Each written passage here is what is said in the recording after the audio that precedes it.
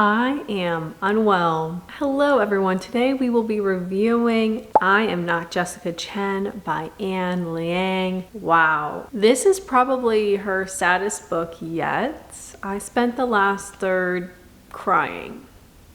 It's fine, we're fine. Like all my other reviews, we're gonna keep the first half spoiler free, and then we'll get into the spoilers where we'll talk about characters, the plot, notable quotes, and the book cover. Let's get into it because we have a lot to say. So, to get right off, give you a general synopsis of what this book was about. It's about an individual, a girl who seeks a lot of worth in her academics. She constantly compares herself to others, constantly trying to better herself for the sake of her family sacrifices, what they've done to try to help her out. And her cousin is this model student, good at everything when it comes to academics, sports. She's so well-rounded with her extracurriculars. Her family is very wealthy, whereas our main characters is not as much, and there's the constant comparison there. And our main character finds herself wishing that she was her cousin, and she ends up waking up one day in her cousin's body and having to live her life. This was like a love letter written to all of the academic overachievers who burn themselves out, who constantly compare themselves to others. I don't even know if I want to say people pleasers, but the people that are never satisfied with what they achieve. Like literally, I would say the premise of this entire book was comparison is the thief of joy. I could not stop thinking about that. You can kind of see it coming, but that's kind of the overall message of the book. It was so emotional. There's so much opportunity for reflection. The pacing was great. I was like a little bit nervous. It was a shorter book. I'm like, how quick are we gonna get into all of this? But at least it seemed shorter on my I got an ebook version of the ARC, also peanut gallery, and I was like, oh, this is a short book, but we were flying from the start, so not a struggle to get through at all. The characters were so likable, even despite their obvious flaws in all of them. It just spoke to me so much, and Anne Liang once again has done it. I don't know what is successfully making me cry. That's what she's done again. Let's get into the spoilers because I need to talk about it. Let's talk about our characters. Let's talk about our main character, Jenna Chen, our hard worker, who literally at one point they're like, oh, hard work doesn't matter because look, she's not. Sometimes you just have it. And when I read that part, I was like, wow, that hurts because I'm a Jenna Chen in this world. She's a little artiste, a little painter. She sees the beauty in the world, but she's so caught up on comparing herself to everyone and trying to be better and trying to please her parents that she doesn't appreciate what she has. Her growth, I loved. This might be a little bit more in going to the plot, but I love that when she was even in Jessica's body and facing all this adversity, she was like, I still would prefer this life. And I feel like that's a very, I think she's a senior because she was finding out about Harvard. She's like a 17, 18-year-old. That's very realistic, to have that mindset, to constantly be comparing yourself no, this sucks, but it's better than my situation. That comparison is so real and I think ugly at times. And all throughout, there was one part where I was like, wow, this is a direct call out to who I am. Rude. But I loved her development. I love her pacing of her growth. I'm just so glad she was able to appreciate what she had. Let's go on to Aaron. Aaron felt a lot like a side character until I'd say halfway through when his involvement started to kind of help out with the plot a little bit more. We kind of knew that they had some type of falling out before he left for that little medical school specialty thing, but in high school, whatever they called it. I'm glad he didn't just accept that Jen was in Jessica's body. He was like, you're joking, you're actually out of your mind, that's not something to joke about actually. And then he picked up on the clues. He was so observant. I adored him. He was so sweet. I'm really glad. I feel like I feel like there was the potential to dive more into his relationship with his dad, how he deals with grief of his mother's death. I felt like it was kind of used in a way, one, to like, I don't want to say propel the main, like Jenna's story, where like he brought up how she should be thankful she has parents that are present and alive. But no, Jenna also mentioned like the anniversary of his mom's death. So I wouldn't say they were solely to propel Jenna's story forward, but I feel like we could have maybe dived a little bit more into that. Jessica, I want to talk about, but despite her like barely being in the book, I think she's such an interesting character, and she's like the epitome of like, there's always someone better, but you don't know what they're going through. Because we all have had someone in our life where like we compare ourselves to them. Throughout like all my points of life, there's always been someone I've compared myself to, and you just don't know what's going on in their life. Like you don't know behind the scenes. And Jessica did not want to be herself anymore. She literally wished she was not Jessica Chen anymore, and that's how the swap happened. Well, not even a swap, she just like kind of like became like an entity just hanging out. I thought she was such an interesting character, and there were points where like I could feel myself starting to not like her just because of how perfect she was in Jenna's eyes, and I like understand that bias. Like I was siding with Jenna, but like that was unfair to Jessica because we didn't know what was going on with her, and I was just experiencing Jenna's jealousy for Jessica. It's a lot of J's in one sentence. Other notable characters, Celine and Leah. Oh shoot, what was her name? I thought the two best friends were so interesting, especially Leela. I literally just looked up her name. Oh my gosh, I think it's Leela. Leela and Celine? Yeah, Leela. How Leela treats Jessica versus Jenna, and kind of Jenna experiencing that difference, how Leela like admires and compares herself a lot more to Jessica, whereas maybe with Jenna it's a little bit more of a, it feels like a more same level friendship. Celine, I could not figure out. I like couldn't tell if she was just, I couldn't tell if she was trying to figure out Jessica or if she was jealous of her. But then Aaron was like, well, all of her best friends are jealous of her in some capacity. Such an interesting dynamic of those friendships and whatnot. And then Jenna just getting thrown into it and finally feeling like she is someone, my little heart. I also thought the parents were really interesting. I think there's a lot to say. I don't experience this as much, but I feel like based off of what I've read and what I've seen, the like comparison of wealth between like Jenna's parents and then uncle and aunt, and how like they were constantly all these formalities and things they think they should be doing and how they're be treating, how they act around each other. But then Jenna realizes like, well, she's like, wow, my parents are really hard on me, but like they're always there for me. Jessica's parents are absent so often doing their like business deals and everything. So like that wealth comes with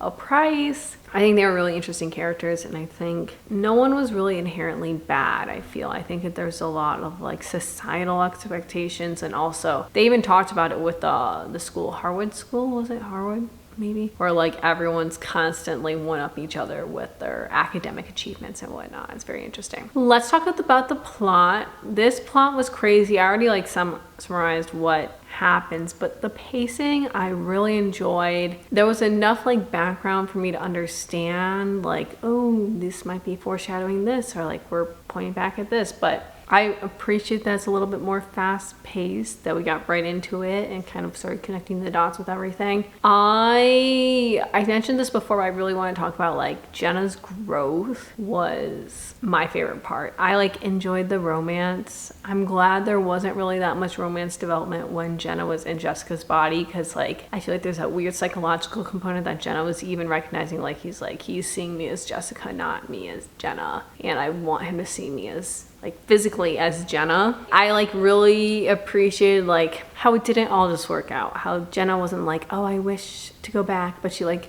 didn't really mean it, and then she was like, actually I don't want to go back because I still, even though Jessica's life is hard, I'd still rather do that than be in my life as Jenna. I thought the romance development was really cute. I also like really liked the friendship like solidification at the end between Jessica and Jenna. They're like, you're my favorite cousin. Also, like, let's just pretend we were hiking. You've been gone for what, weeks? And you just went on a little hiking trip. We're all good. Also, the plot twist of Jessica copying Kathy. I will note, Kathy got on my nerves a little bit at times when she was like, oh, what grade did you get? What grade did you get? Jessica, tell me what grade did I do better than you? That was a little bit annoying, and it's probably because she's she's a product of her environment, a very competitive environment where everyone's constantly comparing each other's achievements and awards and grades, but I still was like, girl, read the room. She doesn't want to share it. But also, if someone else stole my thesis idea, I probably also would be vengeful. So my 2025 goal has been to be more empathetic. So I feel for Kathy because I probably also would be this way. But then also she wanted to be their friends, like Jessica, Celine, and Leela's. I don't know if I'd want to be friends with someone that stole my thesis idea. I don't know, just me. Interesting things, but let's get into the quotes. There's quite a few notable quotes that this might be one of like Ann Lang's best written books. Like her favorite of mine is I Hope This Doesn't Find You. This might be better.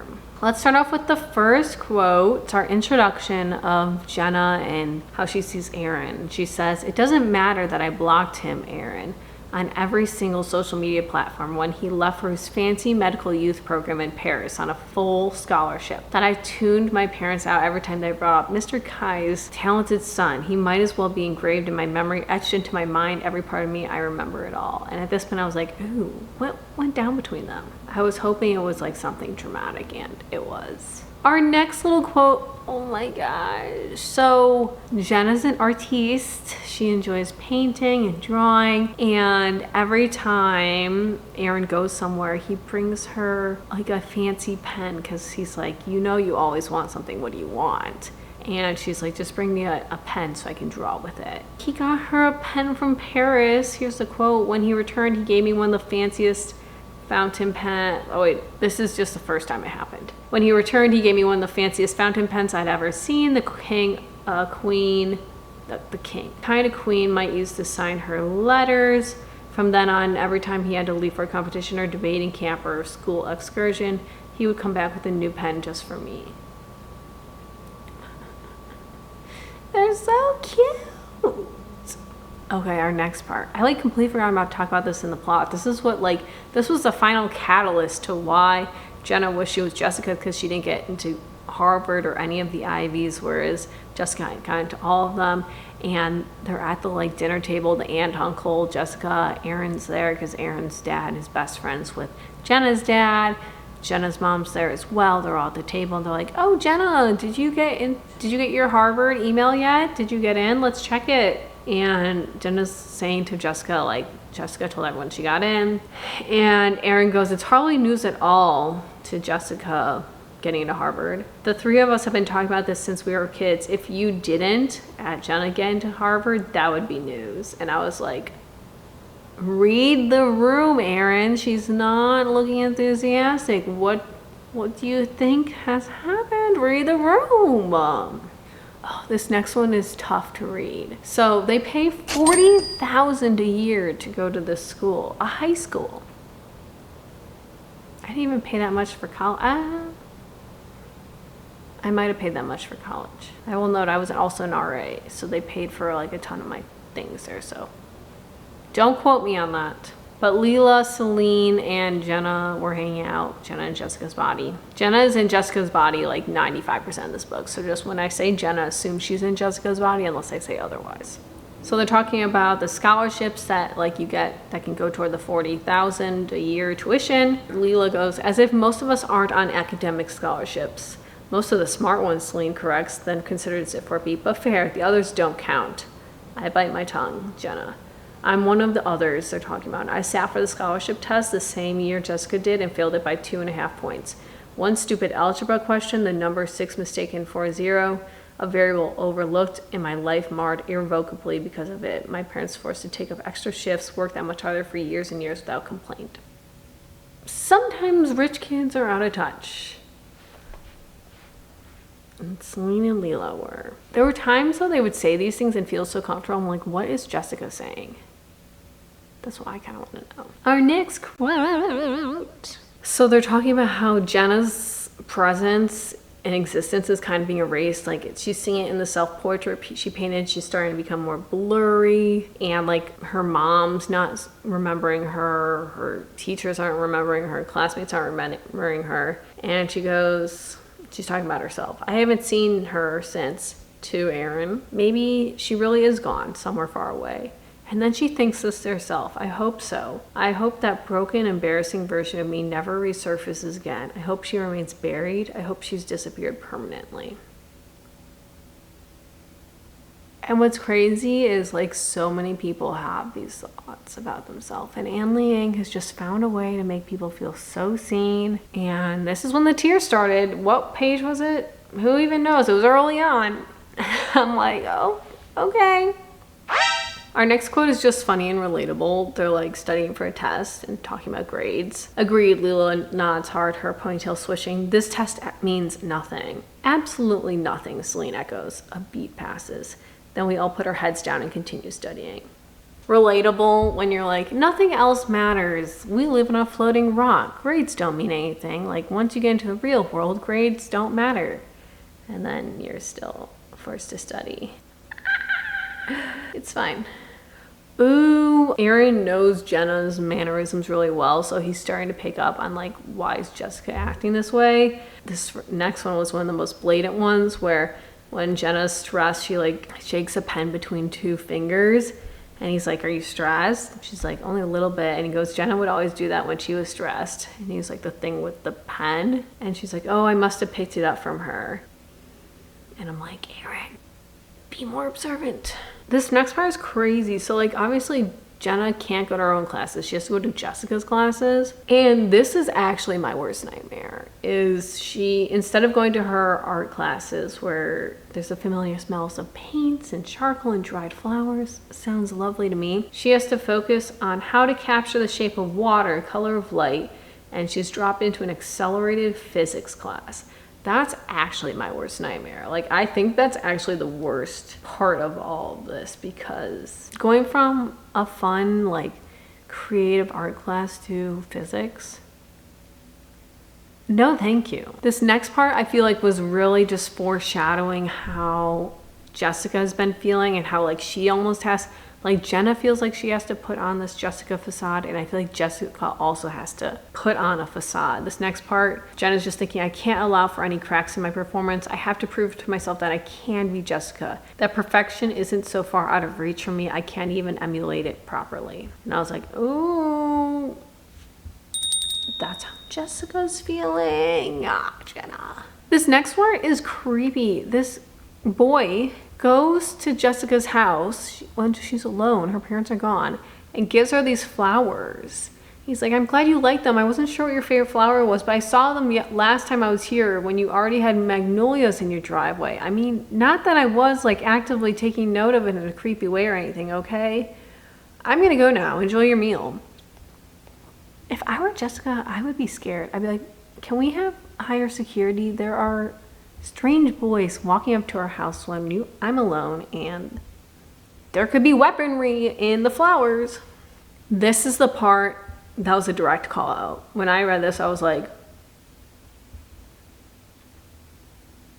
rude. So Jenna is comparing her daily routine to Jessica's, and she's saying at night her evenings consisted of taking a hasty shower before collapsing on the couch next to my parents with a bowl of sliced apples, squinting at the light from my phone. Flick through photos and videos of strangers having the best night of their lives, showing off their six-figure brand deals, their shiny new cars, their prestigious art awards, their friends' yachts. My evenings as Jessica, take a hot shower infused with roses and expensive oils, wander around the mansion where every room smells like the magnolias lining the front yard, sweet and clean, sliding to bed and marvel at how different the two lives can be. And I'm like, wow, 2025, I'm gonna spend less time on social media.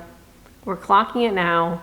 I'm recording this on January 1st, by the way. I'm like talking about all these New Year's things, and I know this is coming out later, but hold me to it. Tell me to get off of social media more, please.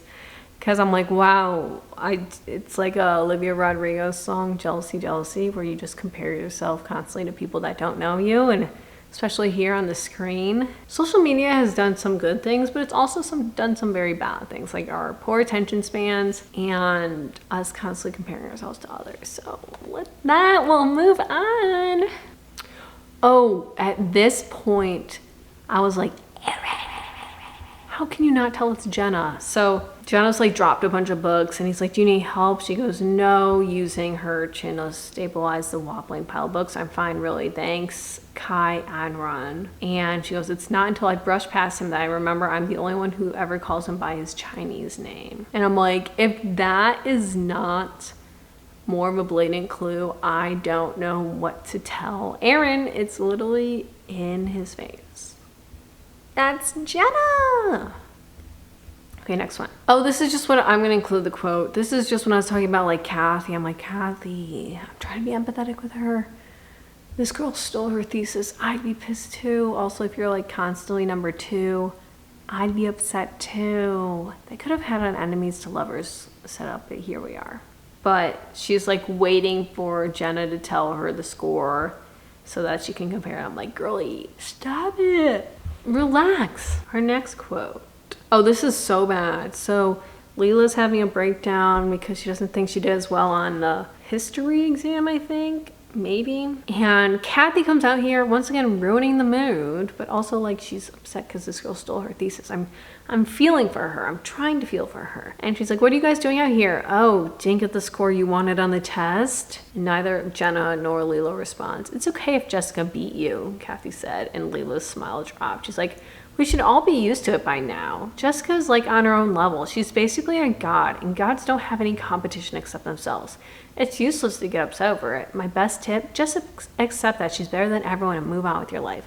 None of us can beat her. This is also so bizarre to be talking about someone in the third person when they're right there in that conversation. That's what I'm like, what is happening here, Kathy? Can we chill? This next quote made me giggle when Jenna's becoming desperate to try to like switch, like get Jessica back in her body and go back to hers. And she was like, my last idea on how to find her cousin's soul was to buy Jessica's favorite food, roasted duck dipped in sweet and sour sauce, and leave it on the back porch like an offering at a shrine. I'd gone so far to set the plate out on the wooden planks, then rapidly aboard the plant when the ants appeared. And that made me giggle. Oh, this next part, I was like, they were hinting at this and I was fearful of this when the auntie was like matchmaking Aaron and Jessica. And of course I'm gonna side with Jenna, and Jenna recognized it's not Aaron or Jessica's fault. It's just these adults seeing 2 successful people and pushing them together. And Jenna started like freaking out about it. And I'm like, yeah, same. I would also be having a tizzy over this too. Okay, this next part was so heartbreaking so we find out that a week before Aaron went to his like little medical experience for youths, Jenna professed her feelings to him and he didn't kiss her, and she took that as rejection. And then 1 week later, he just leaves off for Paris and doesn't tell her anything. Then she blocks him on social media. And then he talks about how he's so worried about professing his feelings to her because she loves and obsesses so strongly that like once she had him, he was worried that she would be like, oh, okay, I got him, time to move on. And he's like, you think I'm perfect. You think everyone's so much better than they really are, and you think you're so much worse than you really are. I was only a goal to you. When I read that, I'm like, oh my gosh. He goes, I was a dream, someone on a table, something you built up inside your head. You forgot how well I know you, Jenna. There's nothing you want more than to want. You'll obsess over something and convince yourself that so long as you get it, you'll be happy. And then once you get it, you're immediately dissatisfied and want something else. And he talks about like in the past, like I think a dress she got, and then also certificates she got. And then he goes, if I'd kissed you, you would have wanted me for an afternoon, and I would have wanted you for the rest of my life. But even though I knew it wouldn't work, I also knew that if I stayed, I wouldn't be able to stop myself from kissing you anyway. I only had so much control. And then Jenna's like, so you left for Paris? And he's like, I fled to Paris. Given he had this opportunity, he initially was going to deny it, but then he's like, oh, what a good opportunity to take upon. It's like this major thing has happened in my life. Also, he wanted to be a doctor so he could help people, like he was not because he was unable to help his mom. Diving a little bit more into that, I will take that back. They did dive into that a decent amount. Oh, the reveal of Kathy being the one that was like sending the threats to Jessica. You know, I feel for her. If someone took my thesis, I'd be mad too. I don't know if I'd give her a chance though to like come clean. I'd just be like, come clean now or else.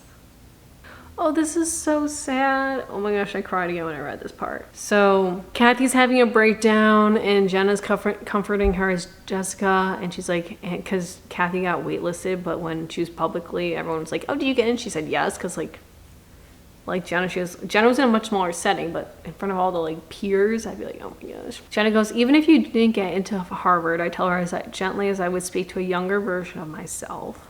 The words seeming to float up from somewhere deep inside me, you can still be happy, you can still live your life, but also know I shouldn't have copied your idea. Jessica taking the thesis. It's just there have been a lot of bizarre things happening. I'll figure out how to make this right. And Kathy goes, why? Why what? Why are you comforting me?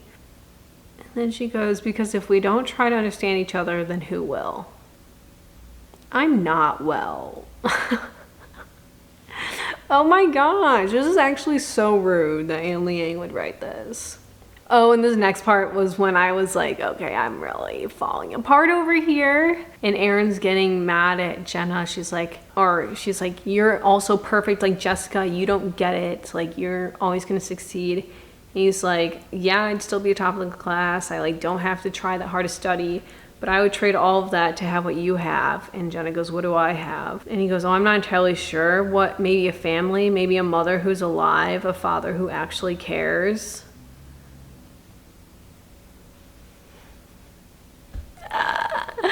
Comparison is a thief of joy. We have to be grateful for what we have. The next quote is just the reveal that Jessica wrote in her diary that she doesn't want to be herself anymore. That was crazy. I was not really expecting that, but I guess it makes sense. There was a mutual agreement there. Oh, and then when Jenna, as Jessica, won some award at the art exhibit, and the guy in charge of the school or something, like maybe a director of some position, like kept saying her name wrong even when she corrected him, and she was like so upset about it. And Erin's like, what, are you really surprised? You could win the Nobel Prize, and I bet he would still have trouble remembering who you are. All that matters to him is that they can market your results and encourage more students like you to enroll in the school. I understand that, Jenna says. I mean, on some level, I obviously understand it's business, but still, I don't know. I just thought it'd be different. Another crazy moment that you can still be the best of the best, and to some people, you are just a way to make money, so why stress out about trying to make them happy? Oh, and this last quote just actually, I laughed out loud at it. When Jenna returns to her body and she's like, you're my mom, right? I'm your daughter. And her mom stares at her for a long beat sound, and just when I feel a familiar trickle of fear, she reaches out and swats the back of my head. What kind of nonsense is that? Are you looking for another mom? Because if you have any complaints. And I was like giggling and also crying. Wow. At the time I'm recording this is the first book I've read of 2025. And we're starting so strong, and I'm not emotionally well. I'm gonna have to read some fluffy reads after this. Actually, I'm gonna go read my, we're reading about the Golden State Killer for book club. So I'm gonna go read that. But this book was phenomenal. Oh wait, the book cover. Book cover is beautiful. I love the like watercolor-esque, because Jenna's a painter and it's like her self-portrait. I'm going to own this book immediately. I'm so excited for what else AM Liang has to offer. This was phenomenal. I think it's my favorite book she's written. I think it is. Wow. Snaps to you, Miss Anne. And that's that. You guys, thanks for watching. Let me know what you thought of this book. Be sure to follow me on Instagram and TikTok, where I post all the behind the scenes, more up to date on what I'm reading, what's going on. Be sure to subscribe to the YouTube so you don't miss any more videos from me, and I'll see you next week. I think that's it, but just like happy reading. Wow, this was splendid. I'm gonna go crash out now. Bye.